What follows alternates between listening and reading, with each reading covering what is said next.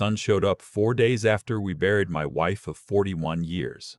He had a manila folder under his arm and a look on his face I hadn't seen since he was 17 and trying to explain a dented fender. I was still in the clothes I'd worn to the grocery store the day before. I hadn't slept more than 2 hours at a stretch since the funeral. The house smelled like casseroles from the neighbors, and the particular silence that moves in when someone who used to fill a space is gone. I'd been sitting at the kitchen table that morning with a cup of coffee that went cold, just looking at the chair across from me where June used to sit, where she used to hold her mug with both hands, even in summer, because she said her fingers were always cold. And then my son knocked on the door. I should say that I love my son. I want to be clear about that, because what I'm about to tell you could make it sound otherwise. I love him the way you love someone you raised, someone whose first steps you caught on a camcorder. You can't even play anymore, someone whose voice you still hear at age 9 underneath the adult version of it. But love and clear-eyed honesty are not the same thing. Sometimes the people you love the most are capable of disappointing you in ways that take your breath away. His name is Craig. He's 43 years old and works in commercial real estate outside of Columbus. He married a woman named Petra 11 years ago, and she is the kind of person who talks about square footage the way other people talk about feelings. I never said that to June, but June knew. She had a way of just looking at me across the room when Petra said something that let me know she saw it too. Craig set the folder on my kitchen table before he even sat down. "Dad," he said, "we need to talk about the practical stuff." I looked at the folder. I looked at him. I didn't say anything. "I know the timing is terrible," he said, "but these things don't wait, and Petra and I have been doing some research." The folder had brochures in it. I could see the corner of one, glossy, a photograph of an older man smiling in a sunlit common room somewhere, the kind of smile that exists only in stock photography. I put my hand over it and slid it back toward him. "Your mother has been gone for 96 hours, I said. He had the decency to look uncomfortable, but he didn't pick up the folder. June had been sick for 2 years. Breast cancer that moved somewhere it shouldn't have. We knew the shape of the ending before it came, which I used to think would make it easier. It didn't. Nothing makes it easier. You just have more time to dread it. We spent those 2 years doing things together. Drives up through the Wayne National Forest, a trip to see her sister in Savannah, a lot of evenings on the back porch watching the light change over the yard. We didn't talk about dying very much. We talked about everything else. She was 67 when she died. I was 69. We had been married since the summer after she graduated from Ohio State, when I was working at an engineering firm downtown, and she was about to start teaching 3rd grade at Millbrook Elementary. 41 years. I know people say that, and it sounds like a number, but it is not a number. It is a life. Craig came back 2 days later. This time Petra was with him. She walked through my front door, and I watched her eyes move across the living room the way they always did, not looking at things, but assessing them. The oak bookshelves. June and I had built together the 2nd year we were married, the photograph on the mantel from our 25th anniversary trip to Maine. The house itself, which is a 4-bedroom Craftsman in Bexley that June and I bought in 1991 for a price that sounds like a joke now, and that Petra had once estimated, at a family dinner, was currently worth somewhere close to $600,000. She said that at a family dinner, volunteered it. June had changed the subject. "We've been looking at a few communities," Petra said, sitting at my table and opening the folder Craig had left behind. "Some of them are really lovely, Norm. They have activities, transportation, a real sense of—" "I'm 69, I said. "We know that, Dad," Craig said. "I'm 69 years old. I have a driver's license. I have a doctor. I see twice a year, and he thinks I'm in fine health. I still play tennis on Thursdays." "It's not about your health," Petra said. "It's about being practical. This house is too large for one person. And in terms of the market right now, I'd like you both to go home," I said. There was a silence that lasted about 15 seconds. Then Craig picked up the folder, and they left. "I want to tell you something about June, about who she actually was, because you need to understand that before the rest of this makes sense. She was not a woman who made grand gestures. She didn't arrive in a room and change the temperature of it the way some people do. She was quiet in a way that wasn't shyness. It was more like steadiness. Like a compass.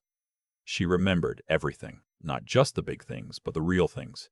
The name of your childhood dog, the thing that worried you 6 months ago that you'd mostly forgotten about, the exact way you took your coffee. She taught third grade for 31 years, and she kept a folder in her desk drawer with the names and updates of every student she could track down. She knew what mattered. What I didn't know, until about 2 weeks after her funeral, was that she'd spent the last several years knowing exactly what was coming and planning accordingly. I found the letter on a Saturday morning. I had finally started going through her desk. Not the school things, which we'd already returned to the district, but her personal desk in the small room off the hallway that she used for her own writing, her correspondence, her own careful version of order. I'd been avoiding it. The room still smelled like her. There was a sweater on the back of the chair. The letter was in an envelope at the back of the bottom drawer, inside a larger envelope that contained several other documents. On the front, in June's handwriting, which was the handwriting of someone who taught children to write and took it seriously, she had written, "For Norman, when you're ready." I sat down on the floor of that room with my back against the desk, and I read it. She had bought a property 3 years ago, before the diagnosis, when we were still in that life where the future felt open. She had purchased a piece of land with a small house on it in southeastern Ohio, in a township near the Hocking Hills. 12 acres and a 2-bedroom farmhouse that had been built in the 1940s and added on to twice since. She had paid for it in cash, money she had been quietly saving since her father's estate was settled 15 years earlier, money she had invested carefully and never mentioned because she wanted it to be hers to give, not ours to decide together. The letter said she'd known about Craig and Petra for a long time. Not in an accusatory way. That wasn't how June wrote. She said she'd watched them, and she understood what they wanted, and she understood that grief makes people vulnerable in ways they don't anticipate, and she did not intend to leave me vulnerable. She said the farmhouse was paid for. The property taxes for the next 10 years had been prepaid from the estate. There was a local attorney in Logan named Whitfield who had the deed and would be expecting my call. The house had been inspected, the well tested, the roof replaced 2 years ago. She had arranged everything with the same quiet thoroughness with which she had arranged everything else in the 41 years we shared. At the end of the letter, she said, "I know you'll be angry at first that I didn't tell you. I know you'll say we should have decided together. But I needed to do this one thing for you on my own. Consider it my final act of stubbornness. I love you, Norman. I always have. Go find somewhere you can breathe." I sat on that floor for a long time. Craig called the following week. He said he'd been thinking about our conversation, the word he used, conversation, and that he wanted to come by again and discuss things more calmly. I told him I wasn't available that week, but I'd be in touch. Peter sent an email with 3 links to senior living communities and a spreadsheet comparing their monthly costs and amenities. I did not open the spreadsheet. I called Whitfield. He was a plain-spoken man in his early 60s who told me June had been very clear about the transfer of the property and that everything was in order. He mailed me the deed. I held it for a while when it arrived, just the paper itself, before I put it in my own desk. Then I started driving out to Hocking Hills on weekends to see it. The property sits off a county road about 8 miles south of Logan. The farmhouse is white with green shutters and a deep porch that wraps around 2 sides. There's an old red barn that's more decorative than functional at this point, a creek that runs along the eastern edge of the property, and a stand of hardwoods, mostly oak and hickory, that June had apparently walked through during her initial visit and described in her letter as exactly right. The first time I saw it, I pulled off the road and sat in my car for a while before I drove up the lane. She had been there. She had stood on that porch. She had walked through those trees. She had looked at this piece of ground and thought, "He will be okay here. I'm not going to pretend I didn't cry." I started driving out every weekend. I met the nearest neighbor, a retired schoolteacher named Dottie, who lived about a half-mile down the road and who, within 2 weeks of meeting me, was bringing casseroles by on Saturdays. I found out that the Hocking Hills area had decent hiking, a small but active community, a library with a good used book section, and a hardware store where the guy behind the counter knew my name by my 4th visit. Craig called in October to tell me that a house 2 streets over from mine in Bexley had just sold for $680,000, and that the market was really active right now, and that we should have a serious conversation about timing. I said I'd think about it. I didn't think about it. What I was actually doing in October was meeting with a contractor in Logan who specialized in old farmhouses, and talking about what it would take to winterize the property properly and put in a new heating system. The existing setup was original oil heat, which worked but was expensive, and I wanted to convert to a high-efficiency propane system before winter. The contractor, a quiet man named Archie who'd worked in the area for 30 years, told me he could have it done by Thanksgiving. I asked him to also look at the porch boards on the north side, which had some soft spots that needed attention. I told nobody about any of this. In November, Craig called again and said that he and Petra had found a community in Westerville that had a waiting list and that if I was serious about exploring options, I needed to get ahead of it. He said this with the tone of someone who was being helpful. I recognized it clearly as the tone of someone who has decided what is going to happen and is narrating it to you in advance. I said, "Craig, I appreciate that you're concerned. I'm doing all right." He said, "Dad, you've been alone in that house for 5 months." "I know how long it's been," I said. "I've been counting." There was a pause, and then Petra's voice in the background said something I didn't catch, and Craig said, "We just think it would be good to have a plan." I said I had a plan, which was true. I moved in December. I didn't announce it. I didn't call Craig ahead of time. I hired a moving company out of Columbus that came on a Thursday and Friday and moved the things I wanted to keep. The books, the photographs, June's desk, the furniture we'd chosen together. The kitchen things that mattered. I donated the rest or left it for Craig to deal with, which I knew would bother him, but which I'd made my peace with. I had the utilities transferred, my mail forwarded, my subscriptions changed. I updated my address with the bank, the doctor, the pension administrator. I told my friend Don, who I played tennis with on Thursdays, and he responded the way I hoped he would, which was to say, "Good for you, Norm," and nothing more. I left the Bexley house in good order on a Friday afternoon. I locked the front door, put the key under the mat. I had told Craig where it would be in a note I left on the kitchen counter, and I drove south on 33 with the windows down a little because it wasn't as cold as it should have been for December, and the air smelled like something I didn't have a word for, but that felt like the right kind of change. Craig called that Saturday. His voice had a specific quality I hadn't heard since he was in his 20s, tight and controlled in a way that meant he was working to keep it that way. "Dad, what did you do?" "I moved," I said. "I left a note." "You, Dad, the house. The house is yours and your sister's to deal with, per the will. Whitfield has the relevant documents. You'll need to coordinate with him. You didn't tell us you were leaving." "I didn't need your permission," I said, not unkindly, just clearly. He was quiet for a moment. Then, "Where are you?" "I'm at home," I said. He came down 2 weeks later, without Petra, which surprised me.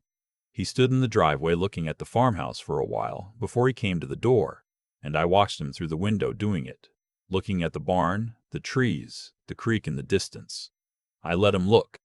When I opened the door, he said, "She bought this?" "3 years ago," I said. "Come inside." I made coffee, and we sat at the kitchen table, June's table now, which fit in this kitchen better than it had in Bexley, though I can't entirely explain why, and I showed him the letter. Not all of it. The parts I wanted him to understand. He read it slowly. When he finished, he set it down and didn't say anything for a while. "She knew," he said finally. Not a question. "She knew a lot of things," I said. He looked out the window at the stand of hardwoods at the back of the property. The light was coming through them sideways, the way it does in December, and it was actually quite beautiful, that pale, cold light through bare branches. "I didn't mean for it to—" he started, and then stopped, started again.